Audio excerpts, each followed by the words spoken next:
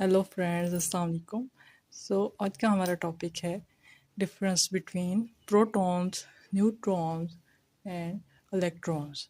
सबसे पहले हम देखेंगे प्रोटॉन, इस पे है पॉजिटिव चार्ज, न्यूट्रॉन पे है न्यूट्रल चार्ज और इलेक्ट्रॉन पे है नेगेटिव चार्ज।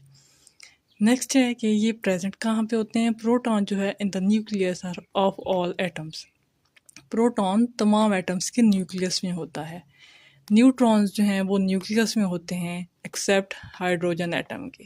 हाइड्रोजन एटम में न्यूट्रॉन्स नहीं होते, बाकी सारे एटम्स में न्यूट्रॉन्स भी न्यूक्लियस के अंदर प्रोटॉन्स के साथ मौजूद होते हैं। और इलेक्ट्रॉन्स जो हैं वो न्यूक्लियस के गिर्द शेल्स में सराउंड करते हैं, रिवॉल्व करते हैं सॉरी। तो इलेक्ट्रॉन्स जो हैं in the shells around nucleus होते हैं।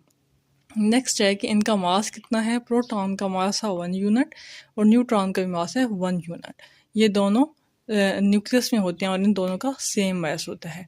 और इलेक्ट्रॉन का जो मास है वो 1/2000 पार्ट ऑफ हाइड्रोजन एटम होता है।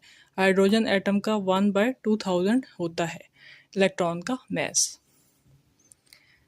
प्रोटॉन्स जो हैं वो पी से रिप्रेजेंट किए जाते हैं, न्यूट्रॉन्स जो हैं वो एन से रिप्रेजेंट किए जाते हैं और इलेक्ट्रॉन्स जो हैं वो ई से रिप्रेजेंट किए जाते हैं। ठीक है। नेक्स्ट है कि प्रोटॉन जो है वो न्यूक्लियर रिएक्शन में हिस्सा लेता है। कौन सा रिएक्शंस में हिस्सा लेता है? न्यूक्लियर रिएक्शंस में। और इलेक्ट्रॉन जो है वो केमिकल रिएक्शंस में हिस्सा लेते हैं।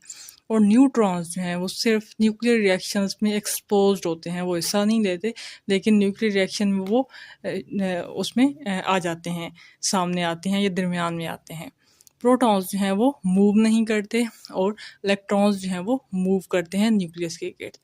प्रोटॉन्स जो हैं वो हार्ड टू लूज और गेन के इनको निकालना या इनको हासिल करना मुश्किल होता है, लेकिन इलेक्ट्रॉन्स जो हैं इनको इजी टू गेन और लूज कि इनको निकालना, बाहर निकाल देना या हासिल करना आसान होता है।